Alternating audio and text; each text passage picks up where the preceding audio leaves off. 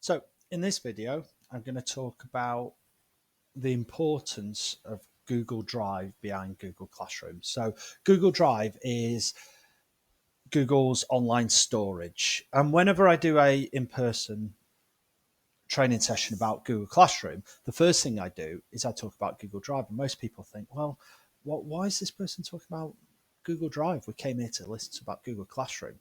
The key thing is Google Classroom is just a front, and all the work is done by Google Drive in the background. So if you get this bit right, a lot of the features that are in Google Classroom work a lot better. So just going to show you Google Drive, first of all, like this. So if you've watched my first video, you'll know how to create classes. When you start doing that, it creates this classroom folder. My recommendation is don't touch that. That's all managed by Google Classroom. It puts the students' work in there. You can have a look, go in there, see different classes that you've created. But really, I'd say is just leave that alone. Let Google Classroom manage it itself. You're likely, if you're just starting out with Google Classroom, you're likely to have a lot of documents in like Word documents, PowerPoints, things like that, that you want to use in Google Classroom. So this is the easiest way to do it.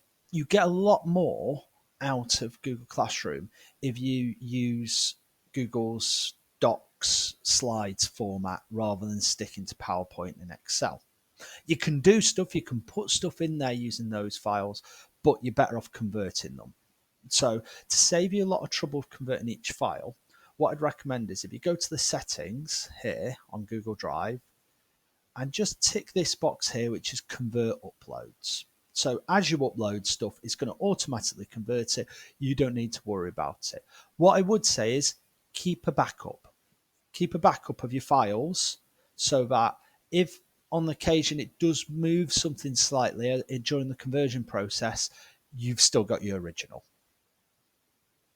So press done from there, and then it's likely to have a folder with all your files in. This is my ICT file resources. You don't have to upload them all in one go. You can literally just drag across the folder, let go, and leave it running.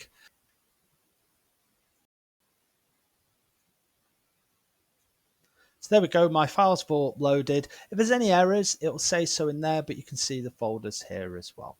If I go into it, anything that is automatically converted, so like spreadsheets and that are automatically converted. For example, if I go on to this this document here, you can see it's automatically converted into Google Docs format now, and this is a scoring sheet from a while ago. Any files that aren't recognized, such as publisher files by Google Classroom, if I open that, you'll see you don't get a preview, but you can download them.